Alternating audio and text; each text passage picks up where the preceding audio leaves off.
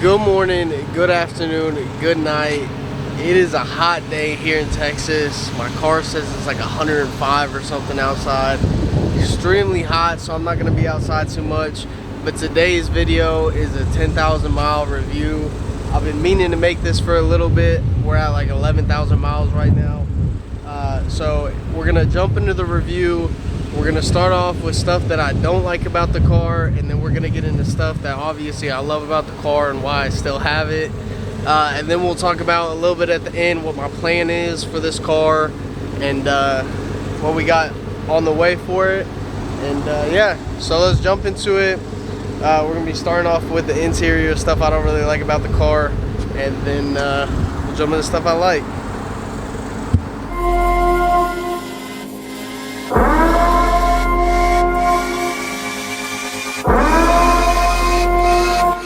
Blessed be our new founding fathers.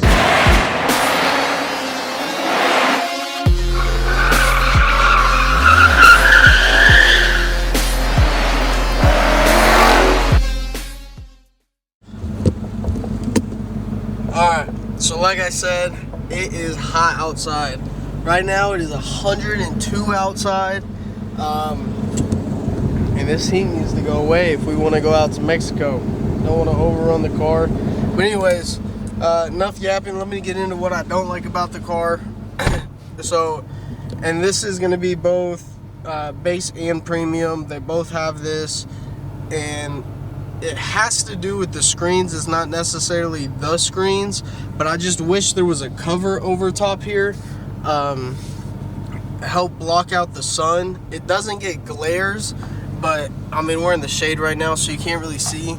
But you can see a bunch of dust and stuff on the screens and fingerprints and all that BS from the sun. So that's gonna be the first thing I don't really like about the car. Alright, so number two, as you can see, we're at like 11,000 miles right now.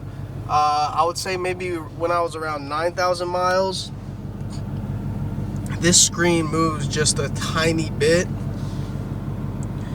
So whenever I'm on a bumpy road or whatever, and just sometimes on a highway, whatever, it'll squeak and it'll creak and it'll make sounds, and it's kind of annoying. As long as you have music up or whatever, you can't hear it. But if you're just cruising, windows down, wanting to listen to your exhaust or whatever, you can hear this creak a little bit.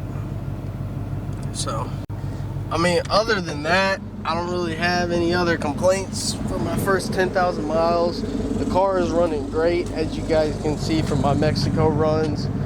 It's running a lot better than some of these other S550s. I did spill milk down here, and I haven't quite got it all cleaned out yet. But so it's pretty messy. But I got the smell away, which that's all that really matters to me, because that smells so bad. It's hot. I can't even think. I lose my train of thought.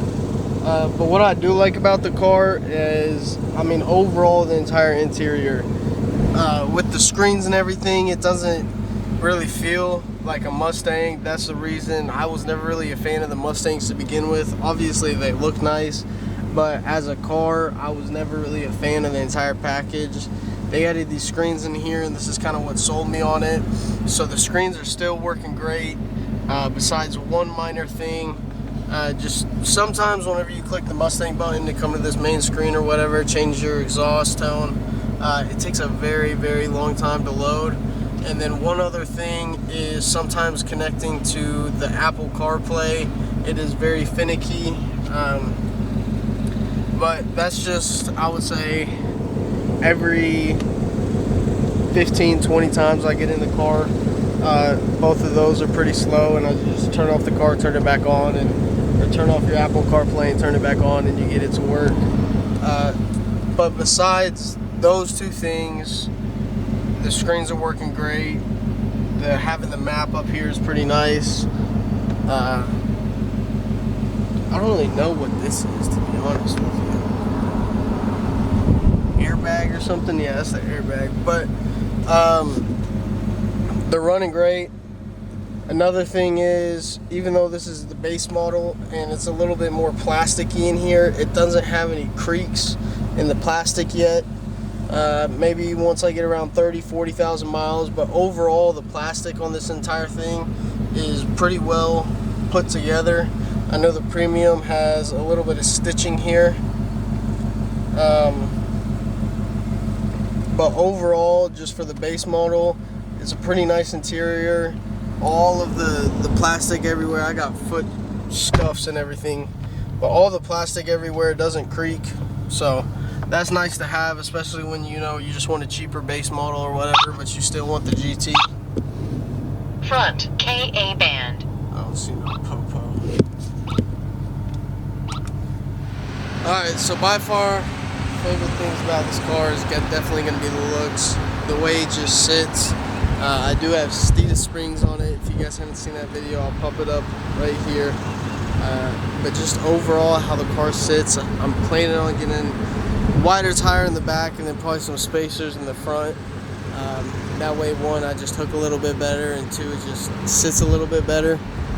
But overall, this car has done wonders. I haven't had any issues with it as of now. Cross my fingers, I don't want to jinx it.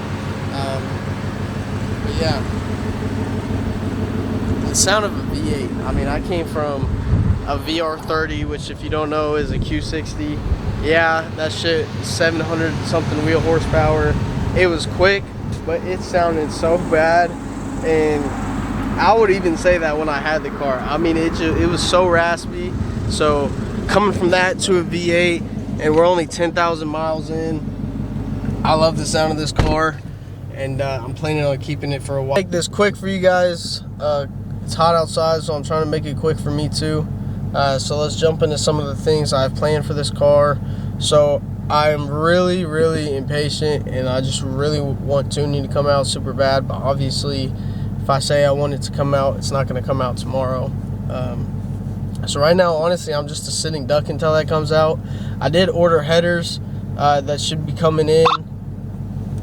Oh my goodness. I did order headers that should be coming in on Sunday. I believe I'm going to post this on Saturday, or maybe tonight on Friday.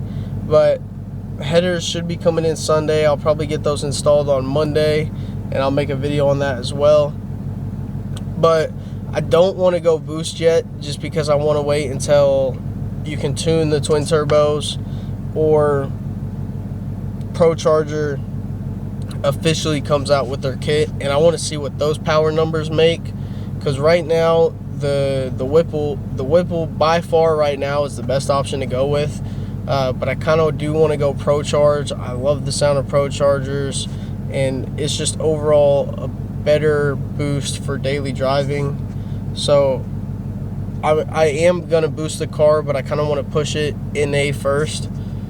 So I'm gonna push the car NA, and then maybe, it's hard to say because tuning hasn't came out, so maybe a year and a half, 2 years down the road we'll boost it. But I want to have my fun with the NA first, just because there's so much, whenever you're NA, there's so much more competition out there, and it's easier to set something up. You could just pull up somewhere, you guys are close power range. So we're going to keep it NA for a little bit, and then we'll go boost. So you guys comment down below if you guys want to see any type of video, if you guys want to see me get any parts. Comment down below what you guys want to see with the build, and I'll see you guys in the next video. Peace.